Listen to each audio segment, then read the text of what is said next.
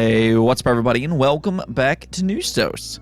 So Xbox had a pretty active day today, as not only did they announce a big event that's coming here sometime soon, but also they passed a major milestone for the Activision Blizzard acquisition. Yeah, I know there's a lot of questions about this buyout and whether or not this Activision Blizzard acquisition is going to make it through regulations, or is it not? Well, we will go over all of that later on the video, as well as that Xbox event. Definitely some really exciting stuff there, but then also we do have some PlayStation news as well. It does seem like they might have added a new policy to PlayStation Plus, and actually about that, they also announced some PlayStation Plus games, so we will go over that as well. Per usual though, if you do find yourself enjoying the video, go ahead and hit that like button below, as it does help out the channel a ton, and while you're at it, go ahead and hit that bell notification and subscribe button as well, because unlike Ben Simmons, I want to show up when it matters most. Anytime a big story comes out, of course, I will report it to you as quickly as possible. Other than that, though, let's just go and get right into the news, starting off with a very weird situation, and that's regarding Balan Wonderworld. Yeah, we haven't exactly talked about this game in some time, but if you remember right, I was actually pretty excited about this game leading up to the release, and a big part of that was because of Yuji Naka. He was the creative director for Balan Wonderworld, and he's worked on some really high-profile games in the past, such as the original Sonic games. So there was this hope that he was going to create a pretty good 3D platformer here in Balan Wonderworld, but as we all kind of know, it just didn't turn out that way. Instead, Balan Wonderworld is actually regarded as one of the worst releases and biggest disappointments in recent years. It actually has a 51 overall score on Metacritic, and with Yuji Naka being the creative director, a lot of the blame has been placed on him. But, well, about that.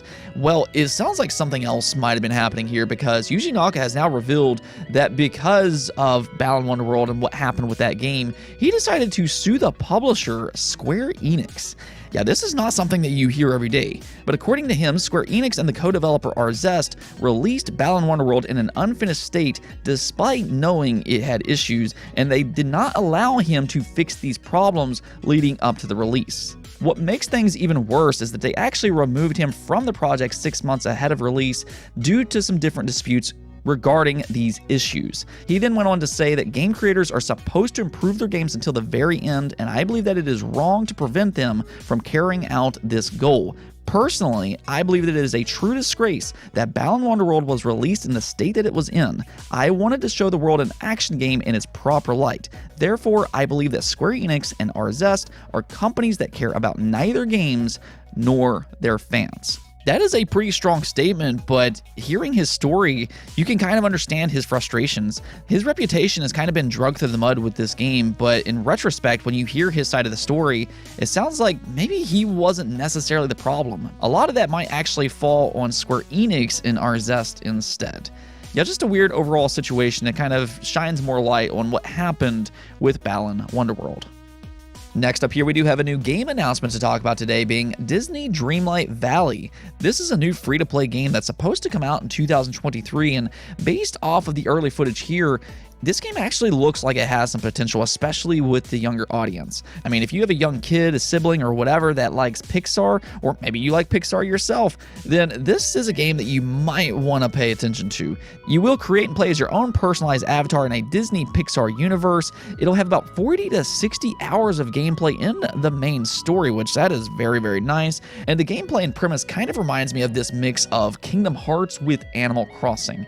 I never really thought about that being a good combination before, but based off of what we're seeing so far, I think that this one does have some potential. I do kind of feel like the game industry needs some more good kid-friendly games, so hopefully this one will turn out well. It definitely looks good so far, and again, it will be releasing sometime in 2023. However, you can actually get your first experience of Disney Dreamlight Valley as early as this summer, as it will be a part of early access with the purchase of a Founders Pack, or if you're an Xbox Game Pass subscriber, well, you get the early access at no additional cost. It's always really nice to be an Xbox Game Pass subscriber.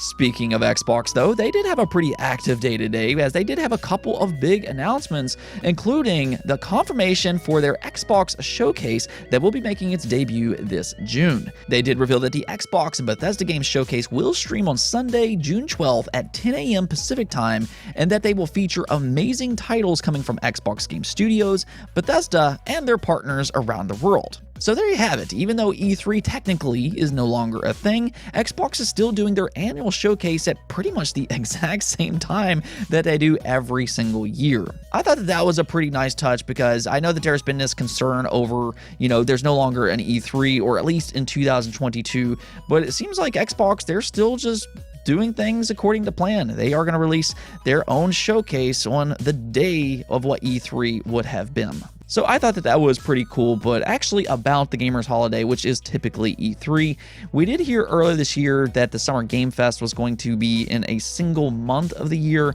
and if this event is a part of Summer Game Fest, which I assume that it is, that means that we should probably start to hear from some other publishers here sometime soon as well. That means in the coming weeks, we might also hear about a Nintendo Direct taking place sometime in June as well, so we'll definitely keep an eye on all of that. As for what's going to be at this Xbox and Bethesda showcase, though, I think we can kind of look into the crystal ball here and figure some things out just based off of some of the information that we already currently have. The first of which, and I think that this one is fairly obvious, you're going to see something Starfield related at this event, more than likely a big gameplay reveal. There's a lot of excitement that's kind of been built up from this game. This is Bethesda's first new IP in decades, and I mean, this is the studio that works on Fallout, they've worked on The Elder Scrolls, and yeah, they have a reputation for making some of the most beloved RPGs ever made, so there's a lot of excitement over this game that, we still haven't really seen anything on. So here it is. More than likely, we will see Starfield finally on June 12th. So that alone is going to have a lot of people excited for this event. But beyond that, Xbox does have a lot of games in development. So I think that there's going to be a lot of games here, whether that be updates or just completely new surprises. We've heard a lot of rumors about some games that they have in development. Apparently Stoic Games, which works on the Banner Saga, they've been working with Xbox for a while now. That could be revealed here at this event. There's also the Certain Affinity Monster Hunter-like game. We've heard a lot about that one. Maybe they could finally reveal that here. We've also been hearing a lot about this Hideo Kojima Xbox Cloud game, and even though this is early in development, if this is indeed true, they could just simply bring him out on stage and just tease he's working on an Xbox game. That confirmation alone, I think, would bring in a lot of hype, so maybe they could do something like that here as well. Now, beyond some of the rumors, though, there's also plenty of games that we could get updates on. That includes Fable. We haven't seen gameplay for that yet. Hellblade 2 is in development. Avowed, and that one is a big one coming from Obsidian Entertainment.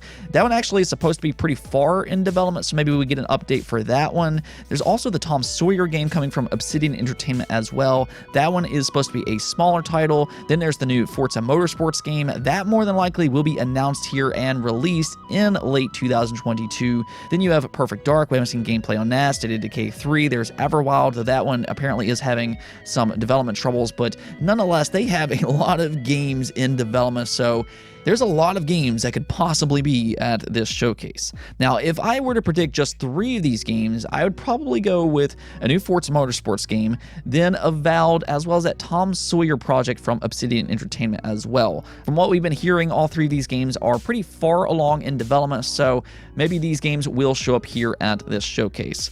Nonetheless, though, definitely go and mark your calendar for June 12th, as this sounds like it's going to be a pretty exciting event that you're going to want to pay attention to. Moving on, though, the Xbox Showcase was not the only major announcement for Xbox today, as Activision Blizzard just announced that its stockholders has approved the acquisition proposal by Microsoft. Now, this is actually a major milestone for this buyout, because if the stockholders did not approve, that means that this deal would have just been done and over with. It would have failed. So it was very important that they voted yes, and it was revealed that a whopping 98% of all of the voters approved this acquisition, which we actually did talk about in the channel before. It was in their best interest because, well, they're going to get more money by voting yes. So the results here were to kind of be expected, but at the same time, this is still a major milestone that they passed, as this acquisition could not have been completed without the stockholders' approval. So now we're just kind of moving on to the next part of the process, and that really comes down to the FTC and regulations. Now, when it comes to the FTC and regulations, this is where I think we're kind of going into a little bit more of the unknown. I feel like there's certain people out there that's going to try to stir up a panic and tell you the reasons why this acquisition won't get through regulations. And then there's other people out there that's going to tell you there's absolutely 100% no problem, and then this acquisition absolutely will make it through with no issues. But really, I think people are just kind of throwing things against the wall. From what I've seen online, it just seems like we're all kind of learning together. I do lean on the side of believing that it will make it through regulations, but I have seen some news outlets out there and journalists kind of try to spread hysteria online regarding this acquisition. But what I will say for myself is that anytime I've had questions, I've always checked out the YouTube channel by the name of Virtual Legality. He actually does know legal issues, and he seems like he's far more knowledgeable over situations like this than I have seen from anybody else online. I do highly recommend checking out his channel regarding the Activision Blizzard acquisition, as he always has a ton of information about what's happening now and where it could possibly go into the future. Other than that, though, I mean, you know, this is going to be a long process. We might as well just go ahead and buckle up and take this one step at a time, because again, this acquisition could last well into 2023. So we might as well just go and take this one step at a time. And of course, anytime that we do get an update, that's why you all have me here, I will, of course, let you all know all about that. Moving on, we also got a PlayStation Plus update, as they not only revealed some new games, but they also might have changed their policy. We'll kind of get into that here in just a moment, but first, let's go and take a look at the PlayStation Plus May lineup, which includes FIFA 2022, Curse of the Dead Gods, and then Tribes of Midgard. So not anything necessarily too major here, but if you are subscribed to PlayStation Plus, you might as well go and check these games out. Curse of the Dead God, that actually is a pretty well-received game. It is a smaller independent style of game, but it's a pretty good game, so you might want to check that one out. And then you do have FIFA 22. This is a very popular franchise, and if you do like FIFA or soccer, definitely might want to pick that one up when it heads into PlayStation Plus this May.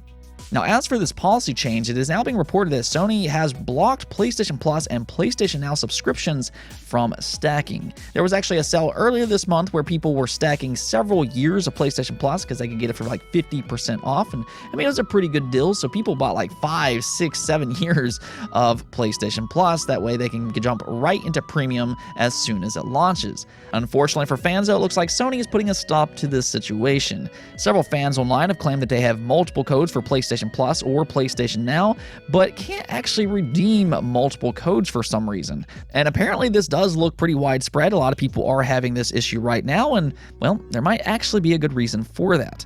According to some different people out there that have spoken to Sony's support team, here was some of the Sony support team's responses. Due to the upcoming changes in the PlayStation Plus subscription, currently the PlayStation Plus stacking is not available as we have removed the ability to do that. Another one went on to say that we understand how important this is for you, and we will have answers on how this will work once the new PlayStation Plus membership becomes available.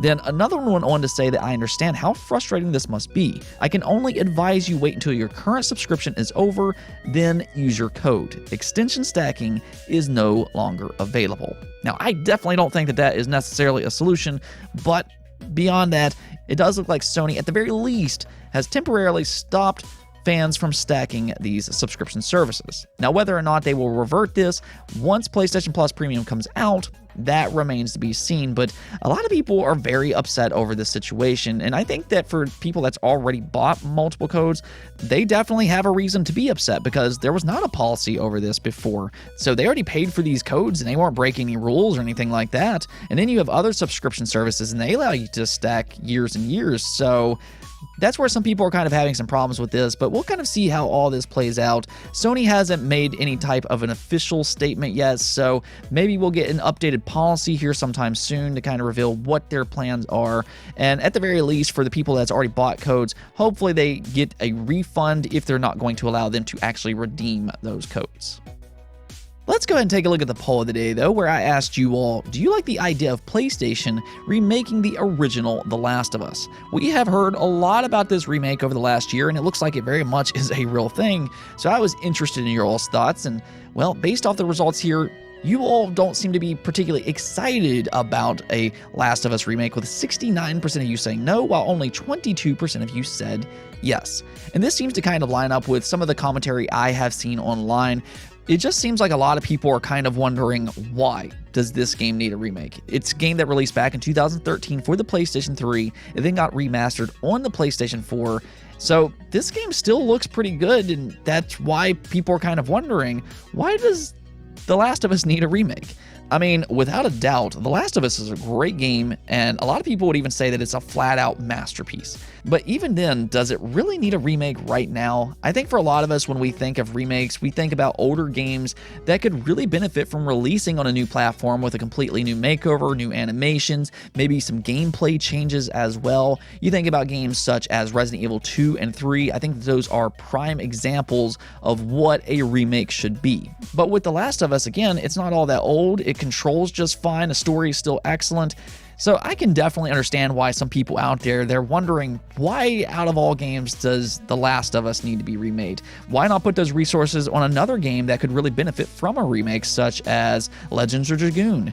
I've seen a lot of people ask for that game, and with that being a PlayStation 1 title, I feel like that would probably make more sense, but I mean, you know, I've said it before, but even if The Last of Us isn't necessarily a remake that a lot of people have been asking for, it's still a good game at the end of the day, and as long as they don't change the story or characters in a major way, then I think that they could probably still have some success with it. Take a look at something like Demon's Souls jumping from the PlayStation 3 to the PlayStation 5. That definitely is a big upgrade, so maybe we'll see something similar with The Last of Us.